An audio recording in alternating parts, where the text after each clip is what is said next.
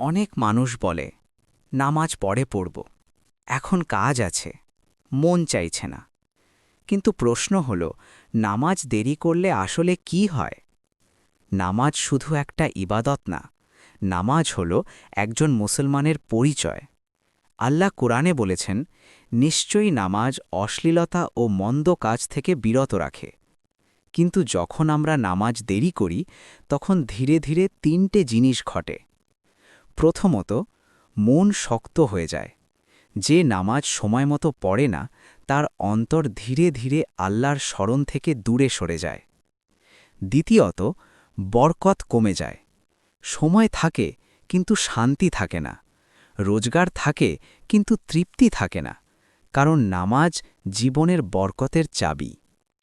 তৃতীয়ত, গুনাহ সহজ হয়ে যায়। যে নামাজকে গুরুত্ব দেয় না, তার কাছে গুনাহকেও তেমন বড় মনে হয় না। রাসূল সাল্লাল্লাহু আলাইহি ওয়াসাল্লাম বলেছেন, কিয়ামতের দিন প্রথম যে আমল সম্পর্কে প্রশ্ন করা হবে তা হল নামাজ। ভাবো তো, যদি নামাজ ঠিক না থাকে তাহলে বাকিগুলোর কি হবে?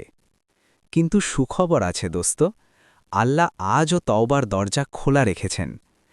আজ যদি সিদ্ধান্ত নাও যে আমি নামাজ ছাড়ব না, তাহলে আল্লাহ অবশ্যই সাহায্য করবেন। আজ থেকেই চেষ্টা করো, এক ওয়াক্ত হলেও সময় মতো। ধীরে ধীরে 5 ওয়াক্ত ঠিক হয়ে যাবে ইনশাআল্লাহ।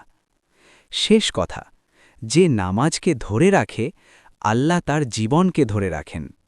ভিডিওটা যদি মনে লাগছে তাহলে সাবস্ক্রাইব করো আর এই কথাটা অন্যদের কাছে পৌঁছে দাও। এটাই